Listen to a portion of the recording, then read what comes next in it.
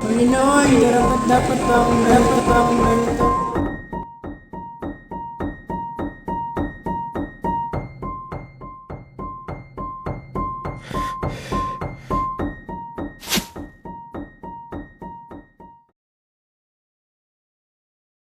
Puno ng likera. Nakagapos sa gitna ng kagubatan, may isang matipunong muntilang nananagoy sa kawalan. Panginoon, dapat ba akong ganito? O Tadhana, ang hirap mong kalabanin. Bakit mo kailangan agawin ang mahal ko? Kahit mo sa ulo.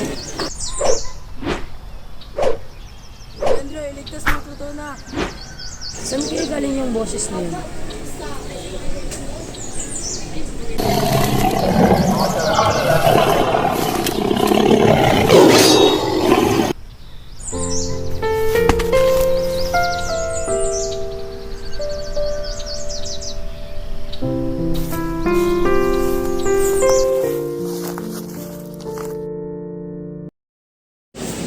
Sino ka at anong pakain sa akin? Ako sa din kaibigan. Hindi ako masamang tao para sa ka. Kalaban tayo ngunit bakit mo tinulungan? Alam ko, kailangan mo yung tulong ko. Kaya tinulungan na lang kita. At bakit malungkot ka pa? Alam ko ikaw ay may katapatan kaya sisimulan ko ang aking kulturo.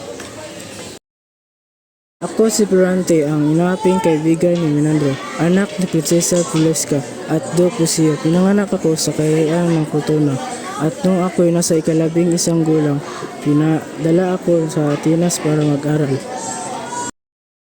Mahal, kailangan ba talaga natin papuntahin si Florante sa Atenas? Huwag kang mag-aalala, may kilala ng guro sa Antinos. Doon niya nakilala si Adolfo sa buong kasaysayan. At ang guro si Antenor na may busilak na kalooban, at nakilala din niya si Minandro, pamangkin ng maestro na naging matapat at malapit niyang kaibigan.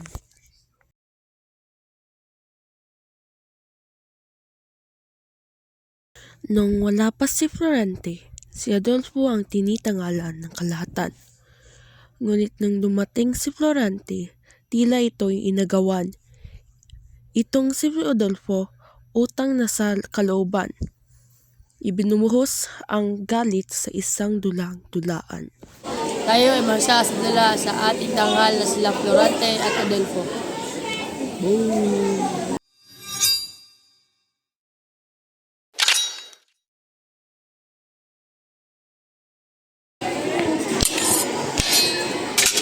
Mga agaw!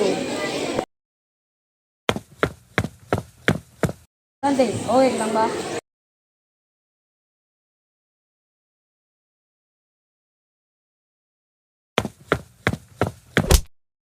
Ano bang nangyayari sa iyo? Ito ay pagsasadula lamang.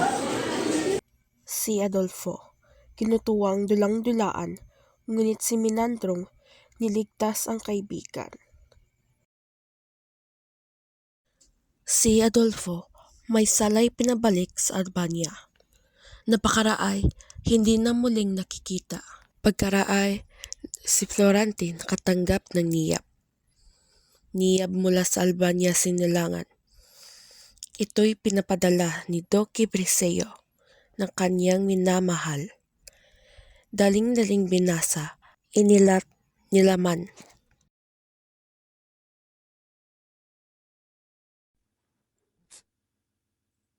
Sorante, minamahal kong anak, ang iyong inay pumanong na dahil sa di masasabing dahilan.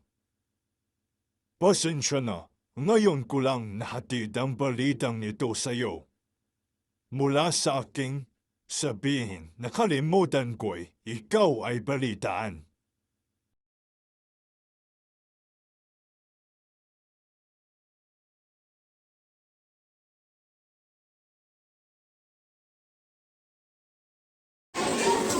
Pa, Florante anak, huwag kang alala. Pag-asa, nandito kami, sumusuporta sa iyo at maging pinuno ka man. Hingin ang tulong ang Cortona, si General Esmale. at ang mga sundalo ng Persia. Bukas sila ang pupunta. Sila ay nagsisikap na sakupin at saktan ang aking mga tauhan. Magandang araw, Gino. Magandang araw, Florante. Pakilala ko ang aking anak na si Laura. Ako si Florante, galing kay ang kanilang. Sana magkakilala tayo ng marami. Sana magkaibigan tayo. Lalakad niya, Florante, sa mga tao at bansa. Ano din Laura, ako ay hinihintay ng balik. Pangako ko sa iyo, ako ay maghihintay, Florante.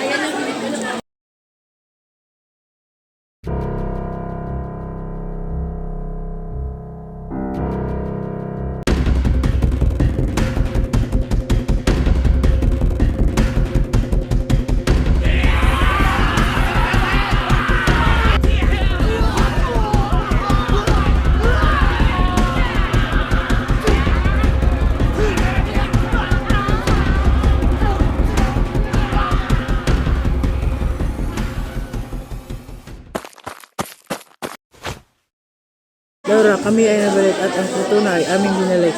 Laura, ang sarap sa pakiramdam na tayo ay muli nakita. Ako'y natutuwa at ika'y ligtas, minamahal ko, Florante.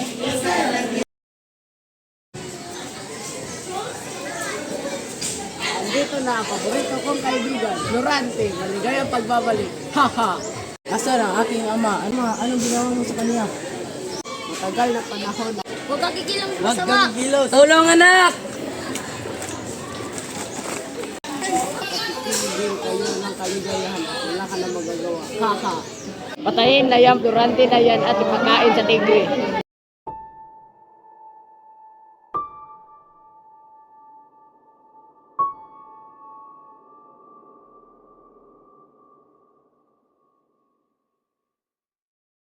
Ang iyong kwento ay di rin natibak para sa akin. Masikip man sabihin ng ama ko pa'y naging nagpagalit sa akin at hindi ko na makita sa Florida. Ang iyong katawan at kaluluwa ay akin na Florida. Hindi ikaw ang tunay kong minamahal. Wala kang hiyak. Nais ni Sultan Ali Adab na pakasalan si Florida. Ngunit nung araw ng kasal ay tumatakas ito at narating sa kagubatan. Nang siya'y tumakas, ay nakasalubong siya ng babae, tila na nangangailangan ng tulong. Naglalakad lang si Florida, ngunit nakita niya si Laura, tinulungan niya si Laura, at tumakas sila.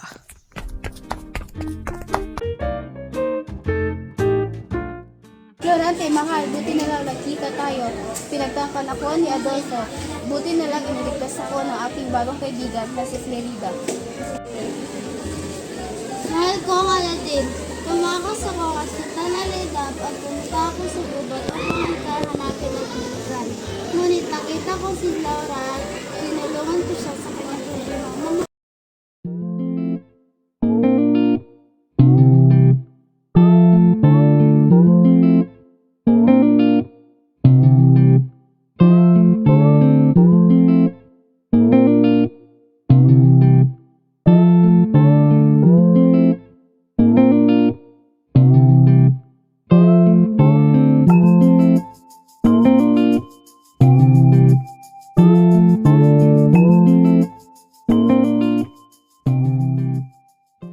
At yan nagtatapos ang kwento ni na Florante at Laura.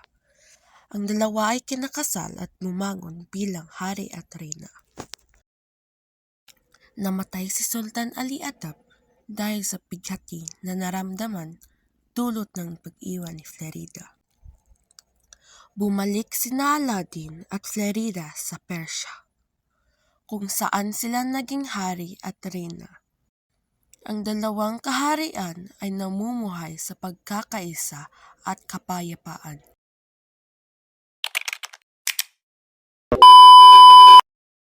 Wishin, nanay, maestra, bye! Ano klase namin?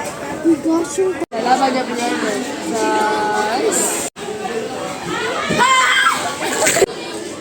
Uy, kamoy maglakaw-lakaw.